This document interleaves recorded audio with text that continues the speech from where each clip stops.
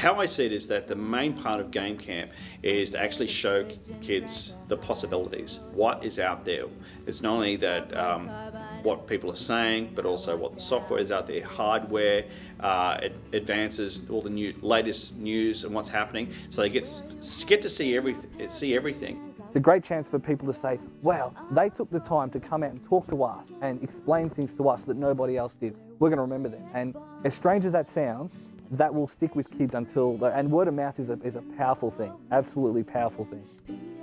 But people should present in order to get access to a wide base of people who are interested. Not only is it good from a PR perspective, kids get to, they're looking at potential employees in the future, potential people who are going to play their games, who are going to like their games as well. People who are presenting not only get a chance to impart their knowledge onto a new generation of people, but also in turn get a lot out of it because they get a lot of interest, they get a lot of feedback as well. If there are things that the kids don't like, they'll actively say it, and then they get to learn from it as well. It's really a learning experience for the presenters as much as it is for the kids as well. They listened, and that was, gratifying, I think, to know that, what I'm trying to talk about when I talk about my games is, I wouldn't go so far as to call it like a consumer responsibility that, it's up to you guys, you vote with your wallets.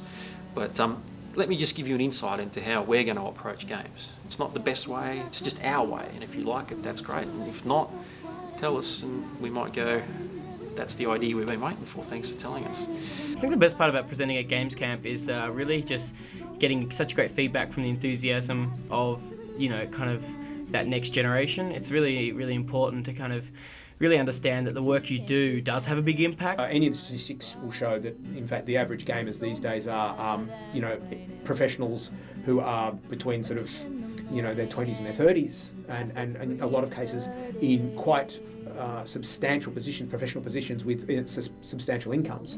So from a marketing and sort of company point of view, anybody who's not taking the games industry seriously is missing out on some opportunities. What I talked about in the first year now that I remember was primarily about the company and what we do and what we do with the Unreal Engine, but also as a demonstration of Imperial League, which is the product that we've been making for quite some time. And I say that with some irony because my second presentation this year was on the same thing. We didn't really do any advertising for 2009, and it rocketed, and then of course word of mouth and through the social networks, 2010 became even bigger. I think that's another interesting component of this year's Game Camp, because we streamed the event live, having the multiple cameras, that kids that couldn't come on certain days because of transport or illness could actually still watch the event from home and then still communicate via Facebook and Twitter and still actually be a part of the actual event.